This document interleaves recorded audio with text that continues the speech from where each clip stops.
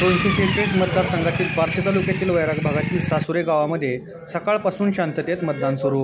मतदारसंघातील वैराग भागात सासुरे गावात दुपारी 12पर्यंत एकूण 16% मतदान झाले असून मतदान शांततापूर्ण वातावरणात सुरू आहे।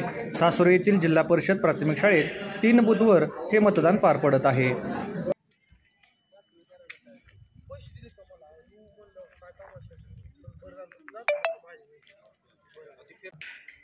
मतदान प्रक्रिया दाखवायचं आपल्याला इकडचं नाही दाखवायचं समोरचं दाखवून